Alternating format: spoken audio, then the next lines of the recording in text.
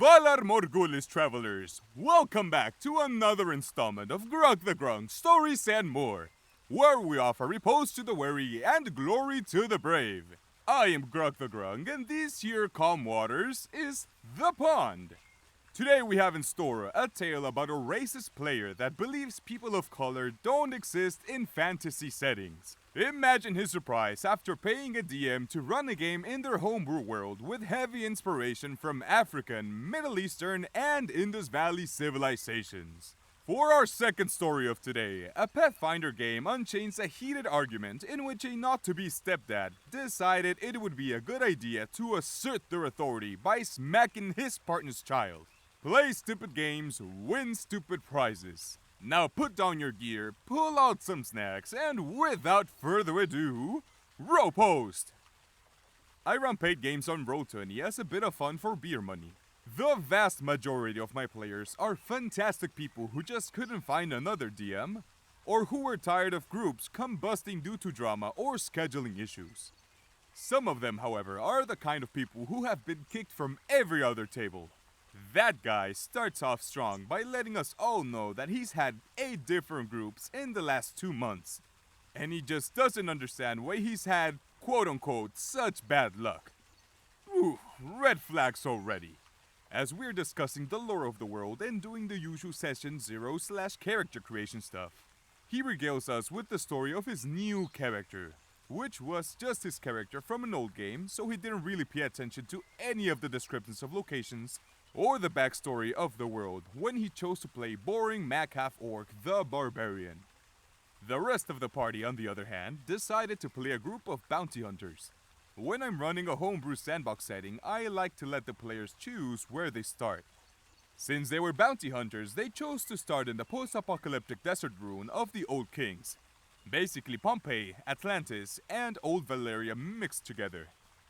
I'd drawn heavy inspiration from ancient Egypt, Mesopotamia, and the Indus Valley civilization for this area, so naturally, when I was doing the art for the NPCs, I drew on those inspirations. In other words, many of the NPCs from that area were not white.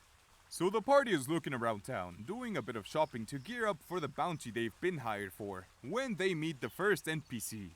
I pull out the artwork and that guy literally says, "Ew."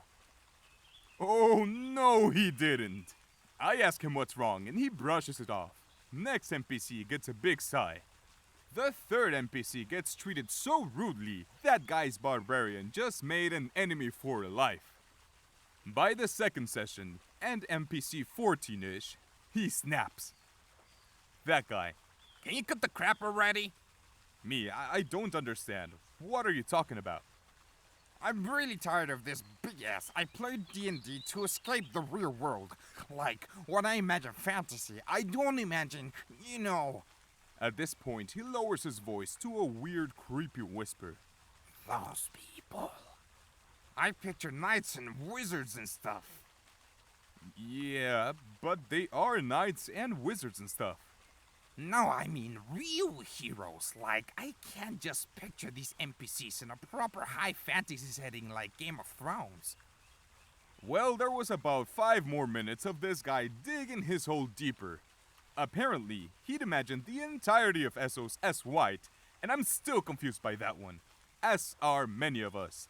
And his entire idea of an immersive fantasy realm was basically the 90s version of the Arthurian or Viking eras without any influence from real politics. He thought I was making some kind of woke political point about diversity. After a thorough roasting from every other player at the table, everyone, including that guy, agreed this group wasn't the one for him, and I guess he rode off into the sunset to bother another group. By the gods, what the hell was up with that guy? I know I can't judge a book by its cover, but 8 groups in 2 months? Major red flag. Disregarding the whole racism thing for a bit, if he saw the setting and didn't like it, why stick around? I don't know what kind of arrangement OP had with their players, but seriously dude, ask for a refund or something and skedaddle.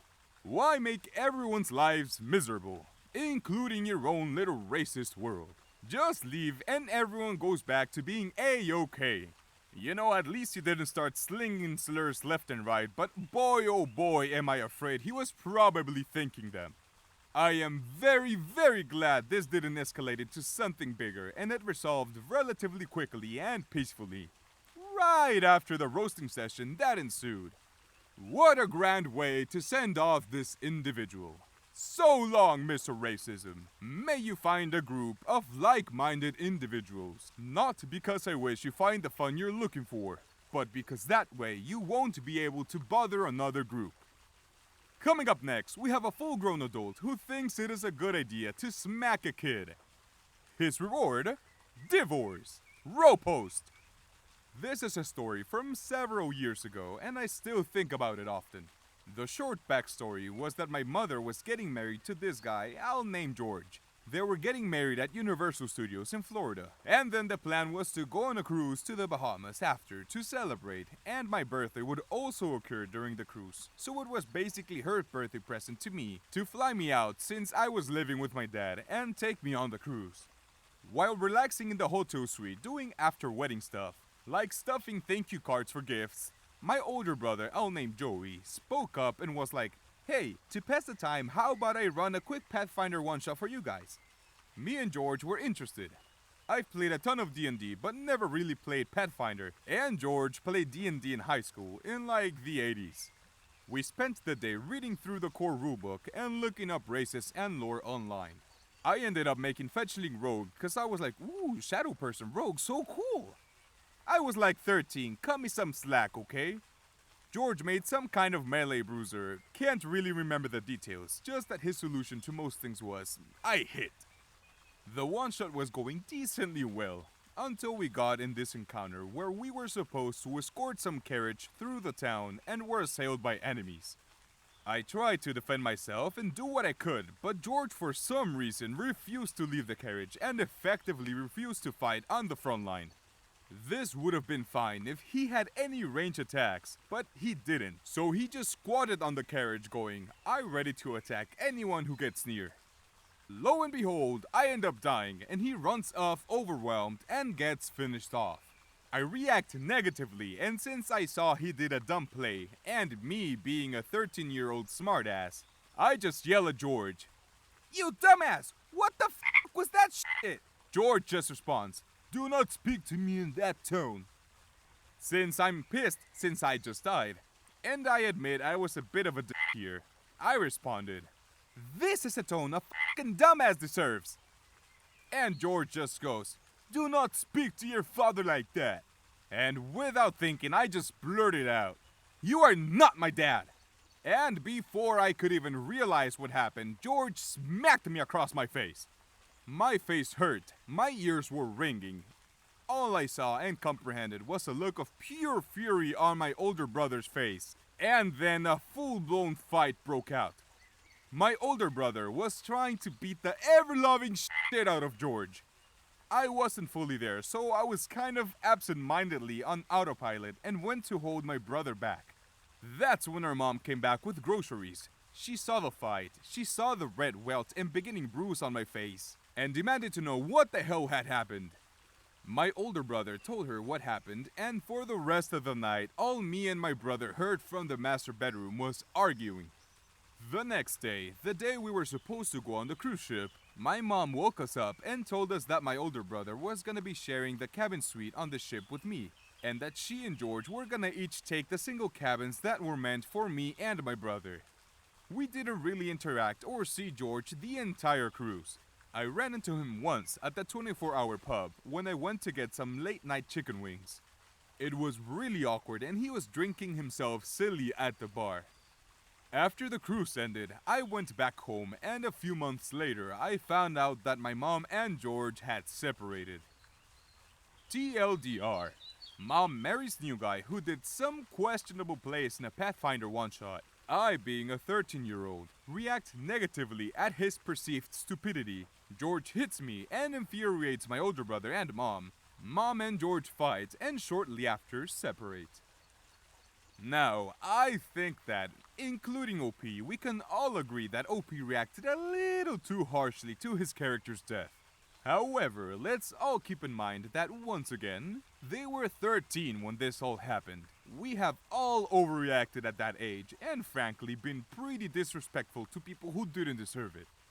But that gave the guy no right to hit a child. What for? To quote unquote discipline him? As a big brother with a baby brother myself, I would have been so quick to send that guy home with a dentist appointment. So it makes me really happy to see that OP's brother defended him on the spot, and to hear that their mom was quick to de-escalate the whole fight as well. I am very glad to hear that the abuse from this asshole wasn't able to taint the marriage or the lives of OP and their family any further. Also, I don't want to speak for OP here since I don't know how their relationship had been with George at that point. But that guy doesn't get to decide if he can be called their father. That is up to OP and their family to decide. But he lost his chance when he played stupid games. Enjoy your stupid prize, George! Well, that will be it for today, folks. Thank you for stopping by, and I hope your rest eyes have treated you well. If you have enjoyed yourself here today at the pond, feel free to drop a like, comment, and follow the channel for more stories to come. Good luck out there, adventurers, and remember to play smart games. Till we meet again.